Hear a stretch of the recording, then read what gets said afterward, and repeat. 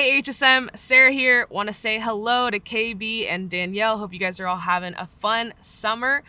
We are starting a brand new series and I am so excited about it.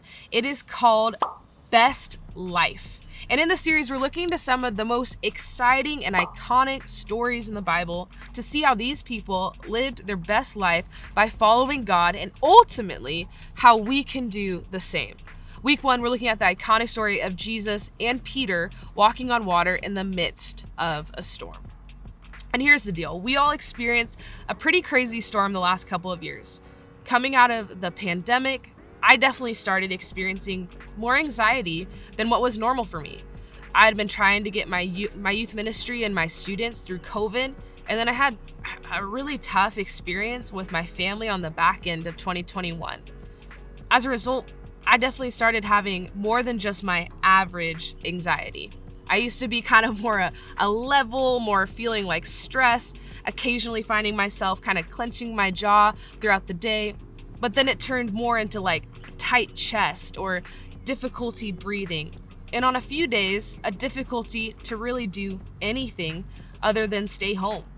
And during the season, I was encouraged by one of my pastors to consider going back to therapy.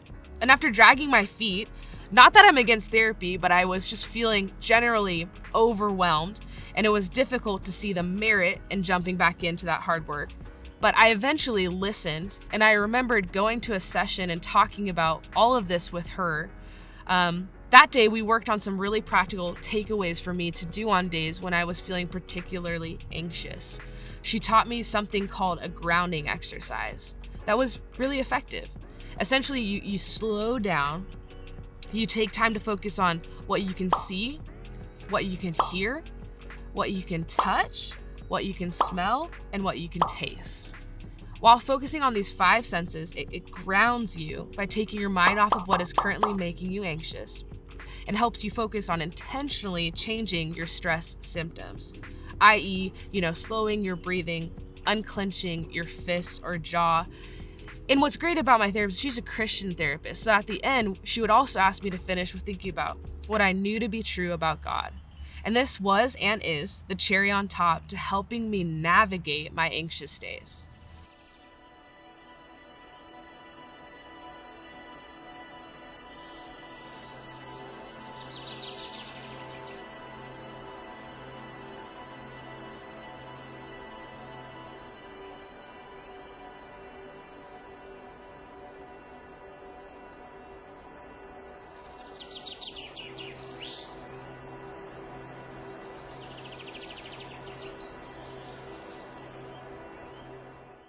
It seems simple, but shifting my focus in those moments has truly been life-changing for me. And we oftentimes focus more on things that are crazy than the things that are calm or joy-filled. It's so easy to get wrapped up in the pace and pressures of life. It's easy and tempting for us to have that tunnel vision on what is difficult, stressful, or overwhelming in our lives. In fact, as we choose to focus on these stressors, we start creating these neural pathways of our responses. And in these moments, it can be particularly difficult to keep our eyes on Jesus.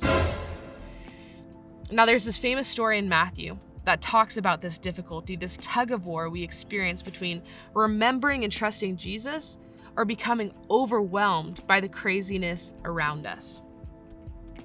Let's read this iconic story in Matthew 14, verses 24 through 33. It says this: "Meanwhile, the disciples were in trouble far away from the land, for a strong wind had risen, and they were fighting heavy waves. About 3 o'clock in the morning, Jesus came toward them, walking on water. When the disciples saw him walking on the water, they were terrified. In their fear, they cried out, 'It's a ghost!' But Jesus spoke to them at once. 'Don't be afraid,' he said. 'Take courage, I'm here.' Then Peter called to him, 'Lord, if it's really you, tell me to come to you, walking on the water.' 'Yes, come,' Jesus said. So Peter went over the side of the boat and walked on the water towards Jesus. But when he saw the strong wind and the waves, he was terrified and began to sink. 'Save me, Lord,' he shouted. Jesus immediately reached out and grabbed him. "You have so little faith," Jesus said. "Why did you doubt me?" When they climbed back into the boat, the wind stopped. Then the disciples worshiped him. "You are really the Son of God," they exclaimed. Man, I love this story for so many reasons. One is, I think it's hilarious that the guys in the boat thought Jesus was not really Jesus at all, and they ask if it's a ghost. They were just hanging out with him. We don't see that part of the story, but they're literally just hanging out with him on the shore. They get out in the boat, everything starts going crazy, and like, "Is that you, Jesus?" But I mostly love this story because of what we can learn about Jesus' priorities and desires in the midst of a storm. The first thing we see is that Jesus comes to them to calm their fears. We see that in verse 27. Jesus spoke to them at once. "Don't be afraid," he said. "Take courage, I am here." Jesus' intention in coming out to the boat was to literally show up for them and tell them not to be afraid. He does truly come close to us in the midst of our tough times, but often we have trouble seeing him, hence the whole idea of him looking like a ghost.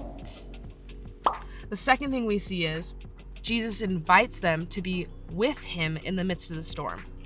We see that in verse 28. Then Peter called out to him, "Lord, if it's really you, tell me to come to you, walking on the water." "Yes, come," Jesus said. Still doubting it's him, which is so crazy. Still doubting it's him. Peter just thought he was a ghost. He invites him to do the miraculous and walk on water with him.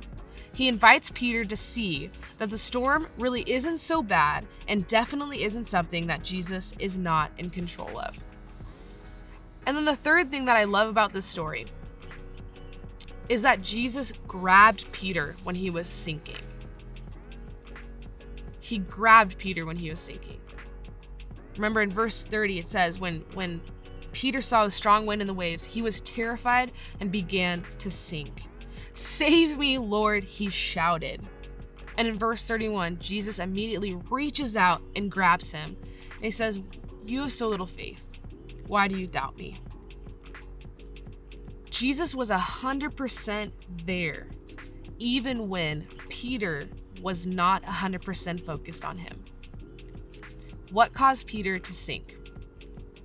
Peter got distracted by the craziness around him and overwhelmed by his fear and worry, and ultimately took his eyes off of Jesus. Our world distracts us, bombards us, and pulls our eyes off of Jesus, refocusing us on anxiety and hopelessness.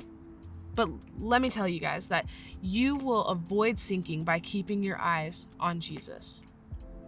He is our firm foundation. His gospel tells us that there's more to life than what we see in this world, that there is goodness in him that truly conquers evil, that there is purpose to our existence, that there is a reason for our struggle. His gospel tells us that our hurts are never wasted. We are loved exactly the way we are. We are chosen, wanted, made in his image, co-heirs, and have such immense worth that we were worth dying on the cross for. This Jesus, who brings love, hope, truth, goodness, and purpose to our lives, is with us in all moments. So how can you live your best life? Well, it's by keeping your eyes on Jesus. And I know we are all in different places with our relationship with Jesus. So for some of us, I would say start by getting out of the boat. Start by maybe trusting Jesus for the first time. Jesus has absolutely changed my life in many ways. But in these anxious times, knowing him and looking to him has been an absolute game changer. He is my peace. And for those of you who already trust in Jesus, I would say practice. In crazy or hard times, practice intentionally shifting your mind to Jesus. Practice intentionally refocusing on Jesus. Keep your eyes on him in the middle of a storm. We live our best life when we keep our eyes on Jesus.